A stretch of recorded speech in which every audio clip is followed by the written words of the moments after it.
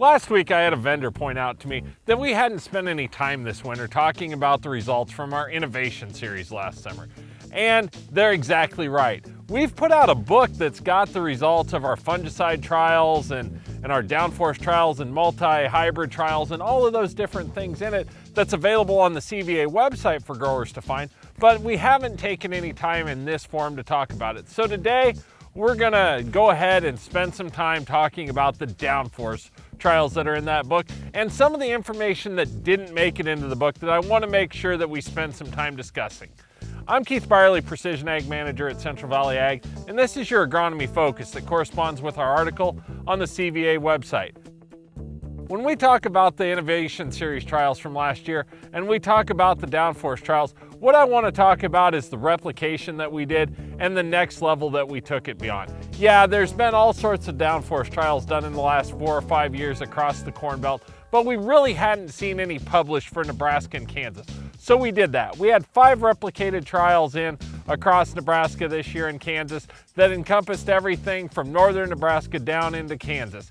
And we saw really great results from it. But when you look at the data from those results, you'll see that the hydraulic downforce didn't win every single trial. There were some instances where we made mistakes. And that's because even though the downforce system is great and it provides us with lots of great tools and great management options, it still requires a human touch. Somebody in the cab has to make a decision on where to set those downforce settings. In our case last year, we decided to keep it on medium across all of our trials.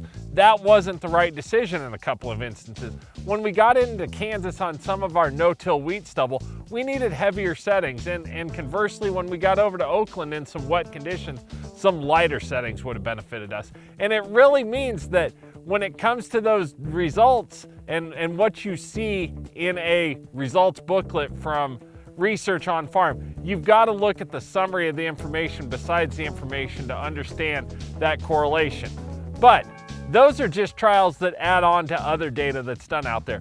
What we wanted to see was one step further. What happened if we started looking at the emergence from the day those plants first started coming up and cataloged it along the way, which is exactly what we did with our emergence trials.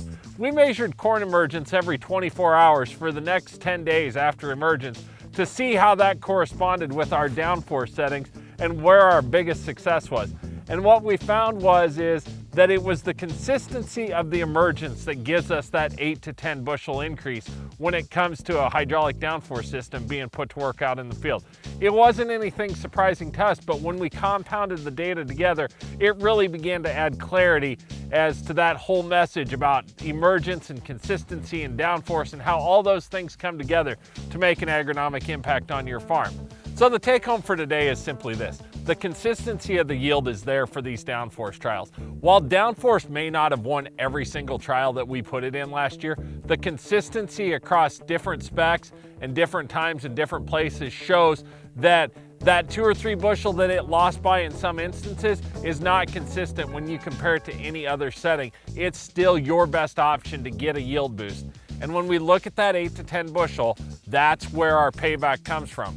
If we look at the financing options that are still available for us going into this next spring, we've got opportunities to spread the cost of our system out over 2 or 3 years and get the yield benefits starting this year. So I want you to take this information and start talking to your FSA and to your ACS regional specialist, and maybe we can put something together for you to look at or take to your bank and get this system in play yet this season on your farm so that we can capture this yield and help improve ROIs and buyback for 2018 growing season.